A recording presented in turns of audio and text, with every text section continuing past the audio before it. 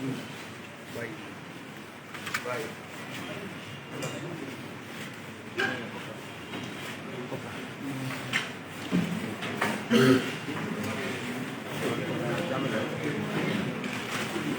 আছেন আমাদের প্রিয় মানুষ, গণপ্রজাতন্ত্রী বাংলাদেশ সরকারের পররাষ্ট্র মন্ত্রণালয়ের মাননীয় মন্ত্রী, আপনাদের এই অঞ্চলের নির্বাচিত সংসদ সদস্য ডক্টর আব্দুল মোমেন, উপস্থিত আছেন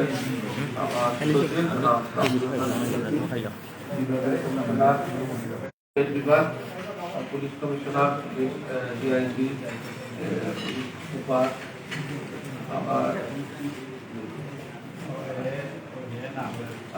আমার মাননীয় সংসদ সদস্য হাবিবুর রহমান, সিলেট 3,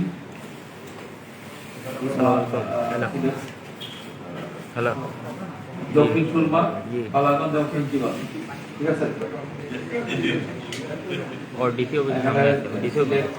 জেলা আওয়ামী লীগের সম্মানিত মহানগর আওয়ামী লীগের সাধারণ সম্পাদক উপস্থিত আছেন, সভাপতি আছেন এবং আরো বিভিন্ন উপজেলার চেয়ারম্যান, নির্বাহী কর্মকর্তা, সব চেয়ারম্যান সহ সাংবাদিকরা, আসসালামু আলাইকুম। আমরা আসলে আজকের যে আলোচনা হচ্ছে, আলোচনাগুলো আসলে আমরা 16-17 এই 2 দিনে আলোচনাগুলো আমরা করে ফেলি। আমরা আমাদের আন্তঃ মন্ত্রণালয় এবং জেলা প্রশাসনের সাথে কথা বলেছি এবং আপনাদের 2 জন মন্ত্রী মোমেন সাহেব এবং ইমরান আহমেদ ভাই, প্রবাসী কল্যাণ মন্ত্রী, তিনি কাতারে আছেন। কাতার থেকে আমাকে বারবার বলতেছেন তার জয়ন্তপুর, কানাইঘাট, কোম্পানিগঞ্জ 3টা উপজেলার ব্যাপারে কথা বলেছেন। আমরা সেখানেও ব্যবস্থা নেওয়ার জন্য কিছু আমাদেরকে বলেছেন। গোয়াইনঘাট, জয়ন্তপুর আর কোম্পানিগঞ্জ 3টা উপজেলা নিয়ে সংসদে আসেন, কথা বলেছেন এবং উনি আগামীকাল চলে আসবেন। এখানে সবাই জানাই আসসালামু আলাইকুম। যে রিপোর্টটা দিয়েছে সেটা সঠিক রিপোর্ট। আমরা এই রিপোর্টের ভিত্তিতেই আমরা সিদ্ধান্ত নিয়েছি, আমি মাননীয় প্রধানমন্ত্রী, আমার সচিব, যে আমরা সংবাদ পাওয়া মাত্রই আমরা 16 তারিখে বরাদ্দ দিয়ে দিয়েছি এবং 17 তারিখে বরাদ্দ চলে আসে। আবার আজকে আসার সময় আরো আমরা বরাদ্দ বাড়িয়ে দিই, সেটা আজকে বিকালের মধ্যে পৌঁছে যাবে। ত্রাণ সহায়তার কোনো অভাব নাই। মাননীয় প্রধানমন্ত্রী বলছেন 2 হাত খুলে মানবিক সহায়তা দেওয়ার জন্য এবং আমাদের পর্যাপ্ত মজুদ আছে। আপনারা যা চাবেন সেটাই পাবেন। আর টিনের ব্যাপারে একটু আমরা একটু সংকোচন নীতি অবলম্বন করি। টিনের ইন্ডিকেশনটা হলো ঘূর্ণিঝড়, অগ্নিকাণ্ড, এই 2টাতে টিন দেওয়া হয়। বন্যায় টিনের ব্যবহার, টিনের ক্ষতিকার খুব বেশি হয় না। যদি নদী ভেঙে কারো ঘর একেবারে নিয়ে যায়, তখন তাকে আমরা টিন দিয়ে সাহায্য করবো। কিন্তু বন্যার সময় ঘর দাঁড়ায় আছে, আমরা টিন কেন দিব? এটা টিন দিব না। যেখানে আমরা টিনের ক্ষতি হবে সেটা আমাদের ডিসি সাহেব, আমাদের মাঠ পর্যায়ে আমাদের পিআইরা আছেন, তারা অ্যাসেসমেন্ট করবে, করে কত বান্ডিল টিন লাগবে পাঠাবে, আমরা সেই পরিমাণ আমরা টিন দেবো। আমাদের টিনও যথেষ্ট মজুদ আছে। আরো টিন আমরা 45 কোটি টাকার টিন আমরা টেন্ডার করেছি। আর 10 কোটি টাকার টিন আমাদের আসতেছে এখনো পর্যন্ত। টিনের অভাব নেই, কিন্তু আমরা যেখানে প্রয়োজন সেখানে দিব। আমি এই ব্যাপারটা খুব একটু কঠোরভাবে মেনটেন করি। ইমোশনালি যাওয়া যাবে না। প্রত্যেকটা জিনিস যাতে একেবারে সর্বোচ্চ ব্যবহার হয় সেটা দিয়ে আমাদের খেয়াল রাখতে হবে। আর সবার কথার মধ্যে একটা কথা মুখ্য উঠে এসছে, সেটা হলো যে সুরমা কুশিয়ারা নদীর নাব্যতা কমে গেছে, সিলটেশন বা পলি পড়েছে, পরে এটার গভীরতা কমে গেছে, ধারণ ক্ষমতা কমে গেছে। এখন স্থায়ী সলিউশন যদি করতে, তাহলে এইগুলোকে নদী শাসন করতে হবে। ক্যাপিটাল ড্রেজিং এর মাধ্যমে নাব্যতা বৃদ্ধি করতে হবে, ধারণ ক্ষমতা বৃদ্ধি করতে হবে, প্লাস 2 পা উঁচু করে দিতে হবে, যাতে বন্যা হলেও লোকালয় যাতে প্লাবিত না। এবং এই প্রকল্পটি বাস্তবায়ন করার জন্য ডেল্টা প্ল্যান নেওয়া হয়েছে। ডেল্টা প্ল্যানের একটি হটস্পট হলো নদী শাসন বা নদী ব্যবস্থাপনা। এটা আগামী 22 তারিখে প্রথম ডেল্টা গভর্নেন্স কাউন্সিলের প্রথম সভা। সেখানে এটা ফান্ড রাইজিং, ইন্টারন্যাশনাল একটা কনফারেন্স আয়োজন করা এবং যত দ্রুত বাস্তবায়ন করা সেই উপরে আলোচনা হবে। খুব দ্রুত আমরা চাইলে সমাধান পাবো না, আমাদের একটু সহ্য করতে হবে। যেটা প্ল্যান আগামী 10 বছর মেয়াদী হটস্পট যেটা নদী ব্যবস্থাপনার 10 বছর ধরা হয়েছে। যদিও টোটাল প্ল্যানটি 2100 সালের মধ্যে শেষ হবে, কিন্তু নদী ব্যবস্থাপনা 2031 সালের মধ্যে সম্পন্ন করার একটা উদ্যোগ গ্রহণ করা হয়েছে। আমরা আশা করি যে ডেল্টা প্ল্যান বাস্তবায়ন হলে সারা বাংলাদেশ বন্যা সহনীয় রাষ্ট্র হিসাবে আমরা দাবি করতে পারবো। পানি বৃষ্টি হবেও জানে, পানি আসবে, পানি নদী দিয়ে চলে যাবে, কিন্তু পানিটা 2 কুল প্লাবিত করে জনগণের কষ্ট করতে পারবে না।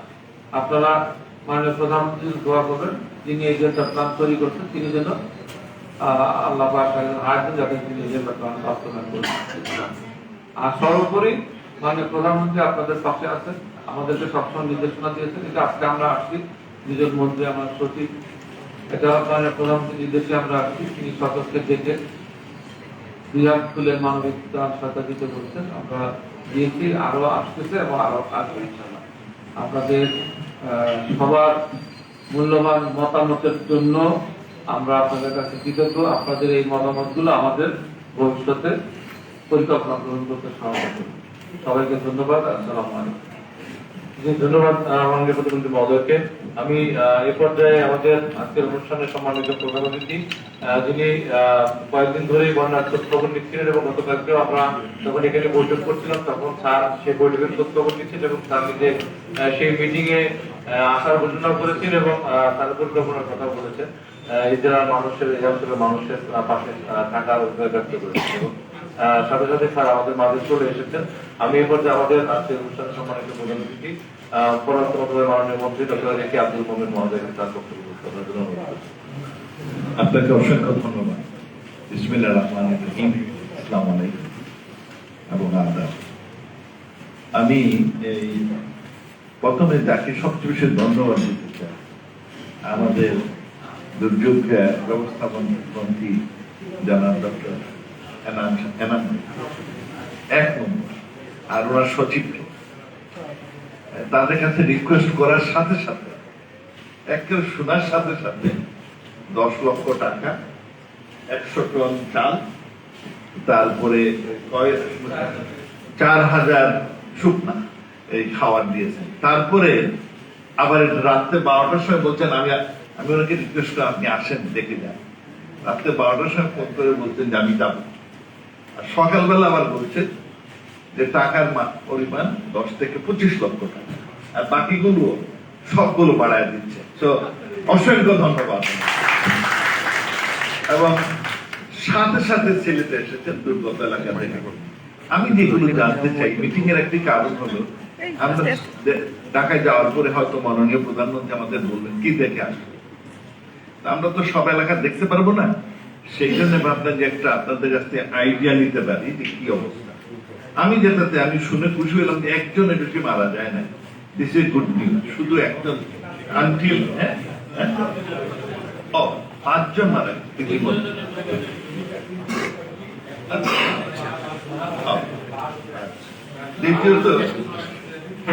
দ্বিতীয়ত আমি জানতে চাই কতজন আশ্রয় কেন্দ্রে আশ্রয় নিয়েছে, যতগুলো আশ্রয় কেন্দ্র এগুলো এনাফ কিনা, কারণ উনি আছেন ওইটা হুকুম দিতে পারেন। তারপরে কয়টা বাড়িঘর আপনার পানির তলে চলে, পরবর্তীতে আপনারা এইগুলো তথ্য ডিসি সাহেবকে দিলে পরে ডিসি সাহেব জানাবে, আর মন্ত্রী সাহেব খেয়াল রাখবেন যে এইগুলো আমাদের সাহায্য দরকার। তারপরে কত একর জমি প্লাবিত হয়েছে। আমি গতকালকে ফুড মিনিস্টারের সাথে আলাপ করেছিলাম, উনি বললেন যে আপনার কোনো ওয়ারির কারণ নেই, আমাদের এনাফ ফুড আছে। আর বললেন যে এখানে 25 কি জানি বললেন সিলেট এলাকায় ক্ষতির সম্ভাবনা আছে। বললেন যে আমার এনাফ ফুড আছে, আপনার ফুডের জন্য চিন্তা করেন। সো এইটা একটা গুড নিউজ। কত একর জমি প্লাবিত হয়েছে সেটার একটা তথ্য বোধহয় থাকলে ভালো। আর খাদ্যের ক্ষয়ক্ষতিটা কি, গবাদি পশু এদের কি ক্ষয়ক্ষতি কেমন, এবং যেটা হচ্ছে আশ্রয় কেনা এনাফ কিনা, এইটা যদি জানাতে পারেন তাহলে উনার আমরা তো গবাদি পশু খাদ্যের জন্য টাকা হ্যাঁ গোখাদ্যের জন্য আমার আরো 5 লাখ টাকা শিশুদের জন্য আলাদা দিয়েছে। আমি এগুলো তথ্য জানলে পরে ডিসি সাহেব মন্ত্রী সাহেবকে জানাবে, আমাকেও জানা, আমাকে জানলে আমি তদবির করতে পারি। উনি মালিক ওনাকে তদবির করতে পারি এবং আই এম ভেরি হ্যাপি। আমাদের ইকুয়েশন ইজ ভেরি গুড। আমরা বিভিন্ন ক্ষেত্রে একসাথে কাজ করেছি। এনাম ভাই আমি বহু এই দুর্দিনের সময়, কোভিডের দুর্দিন, আমার রোহিঙ্গার দুর্দিন, হি ইজ দ্য ম্যান এবং তড়িৎ ভাবে কাজ করেছেন। আর আমি হ্যাপি যে এখানে আমাকে অনেকে জানিয়েছেন যে কি কি হচ্ছে। ডিসি সাহেবও একেবারে প্রম্পট, তো এটা একটা আমাদের জন্য খুব প্রয়োজন। আর মন্ত্রী সাহেব বলেছেন ঘরবাড়ি হলে ডিউটি দিবেন, আমরা তো এমনিও তো দিয়ে থাকি। So this is not bad. একটা জিনিস আমি বলতে চাই যে এই যে সাহায্য টাহায্য দিচ্ছেন এগুলো সঠিকভাবে যাতে ডিস্ট্রিবিউশন হয়, আপনারা যারা জনপ্রতিনিধি একটু খেয়াল রাখবেন। কারেক্ট লোকের কাছে যাবে, সত্যি সত্যি যে এফেক্টেড তার কাছে যাবে এবং এইগুলোর বদনাম জানি আমরা কিচ্ছু শুনতে চাই। আর সিলেটের বাসী আমি খুবই গর্বিত যে লাস্টে আমরা কোভিডের সময় বাড়ি বাড়ি খাবার পাঠালাম, কোথাও 2 নম্বরই হয়। This is so proud. আর এইবারেও এইটাতে আমরা স্টিক টু ইট। আপনারা জনপ্রতিনিধি কিপেন আই এবং সরকারি কর্মচারীরা they have done an excellent job here. এই যে পুলিশ বলেন, ডিস্ট্রিক্ট অ্যাডমিনিস্ট্রেশন বলেন, সবাই আমরা লাস্ট কোভিডের সময় আর সিলেটবাসী অনেক সাহায্যের অগ্রসর হয়ে আসছেন। আমি আশা করবো, আমাকে অনেকে ফোন করছেন যে আপনার কেন বন্যা হয়েছে, লন্ডন থেকে ফোন করছেন। আমি এক কাজ করেন, আপনার এলাকায় টাকা দেন, আপনার এলাকায় আপনারা এই যে বিয়ানি বাজার বলছে আপনারা তো বড় লোক, আপনাদের এলাকায় কেন আমাদের কাছে সাহায্য দিবেন, আপনারা তো এগুলো ম্যানেজ করতে পারেন। তো যাই হোক, এইটার খেয়াল রাখবেন যে ডিস্ট্রিবিউশন যাতে ঠিক কারেক্টলি হয়, সঠিক লোক পায়। আমি শহরের কোন লোকের কোন অভিযোগ শুনি নাই, তবে এইখানে ছবিতে দেখতেছি শহর আপনার শহরের ব্যাপারে আমি বলতে চাচ্ছি, আমার বাসারও কিছু অংশ দেখলাম উপসর তো পানির উপরে বললে খারাপ। উপসর তো আমাদের আগে দেবরি হাওয়ার ছিল, ওখানে আমরা কি করতাম, খেলতাম তো শীতে, আর বাকি সময় তো হাওয়ার, এইটারে বানাইছেন উপসর। আর তারপরে এটা আমার একটা প্রশ্ন, আপনারা যারা ছিলেন আপনার স্বাগতিক বক্তব্যে একটা কথা আসছে, নেতৃস্থানীয় লোক বলেন ড্রেজিং করলে এই সমস্যার সমাধান, নদীর থেকে উচ্চতা বাড়াই দিলে এই সমস্যার সমাধান হয়। ঠিক বুঝি নাই যে জিনিসটা আমি চাই যে আমরা আগে এক সময় শহরে বহু পুকুর ছিল, পুকুরের শহর ছিল। এখন আমি সাগর দিকে কোনো পানি দেখি না, চারা দিকে কিন্তু কোনো পানি দেখি না, মাছও দেখি নাই, আমার লাল দেখি নাই, সব আমার দুবার দেখিও 4 ভাগ ভর্তি করে। আগে আমাদের ডল তো সবসময় কালাপানি বলি আমরা, এটা আসতো আর অতিবৃষ্টি হয়। আগে আমার বড় বড় খাল ছিল, এখন খাল টাল নাই। তার ফলে এই হঠাৎ করে পানি আসলে এইটা ছড়ায় দেয় সব জায়গায়। তো আগামীতে চিন্তা করি যে আমাদের এই যে প্রাকৃতিক নিয়ম যেটা ছিল, খাল ছিল, পুকুর ছিল, এইগুলো জানি প্রটেক্টেড হয়, করলে পরে কিন্তু অনেক সমস্যা দূর হবে। আর যেটা ড্রেজিং এর কথা বলছেন, ইট ইজ ট্রু, সেটা আমরা আরো তদবির করব। সবসময় যখন দুর্যোগ আসে তখন হইচই করেন, এরপর ভুলে যান। আমি আমার এইখানে চেয়ারম্যান সাহেব আছেন, জেলা মেয়র সাহেব আছেন, আপনারা এটা নিয়ে লেগে থাকেন, হ্যাঁ, কারণ এটা ইম্পর্টেন্ট ইস্যু। কারণ পানি যাওয়ার ব্যবস্থা করলে পরে ঠিক হয়ে যাবে। আর এখনো সম্ভাবনা আছে আরো পানি আসার, কারণ আসামে এখনো পানি বাড়তে, তো ওখানে যে বাড়ে আমাদের এখানে তো আসবে। So we have to be careful. তবে আমরা এখানে মন্ত্রী সাহেব আসছেন, যার যার প্রয়োজন, যার দিয়েছেন তার থেকে যদি বেশি দরকার হয় সেইটা ওনাকে বলেন, তাহলে উনি আপনাদের আর সাহায্য করবেন বলে আশা করি। কারণ হি ইজ ভেরি সিনসিয়ার এবং সিলেটবাসীর প্রতি মাননীয় প্রধানমন্ত্রীর যেমন একটা বেশ আকর্ষণ, আমরা এই জন্য খুব ভাগ্যবান আমাদের মনে করি যে এই ব্যাপারে মাননীয় প্রধানমন্ত্রী সবসময় বলেন যে প্রথম জনগণের সেবা, জনগণের মঙ্গল। আমরা দৌড়ে এসেছি যে এই এলাকার যাতে কোনো কোনো অসুবিধা না হয়। আমরা we will try our best আমাদের সীমিত সম্পদ নিয়ে, এবং সম্পদ চালেরও অভাব নাই। আমাকে আমাদের ফুড মন্ত্রী বলেছেন, যদিও বাজারে উল্টো পাল্টা কথা বলা শোনা যায়। আর আমরা যে খাদ্যের প্যাকেটগুলো দিচ্ছি এই মানে তেলের ঊর্ধ্বগতি দামের মধ্যে সবাই সয়াবিন তেল পাবে। অনেক 14.5 কেজি না এক একটা, অনেক কিছু দেখলাম, বিরাট হ্যাপি। তো they have been doing an excellent job. অসংখ্য ধন্যবাদ। আমরা আসলে উনিও যাবেন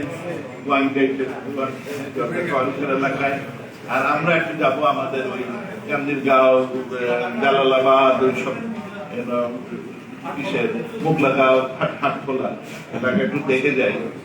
তো সেই কারণে সময় খুব কম, সন্ধ্যা হয়ে যাবে আবার। অসংখ্য ধন্যবাদ। আর ডিসি সাহেব আয়োজনটা করেছেন, তাকেও ধন্যবাদ। কিপ ইন পোস্টেড, তাহলে আমরাও খবর পাবো।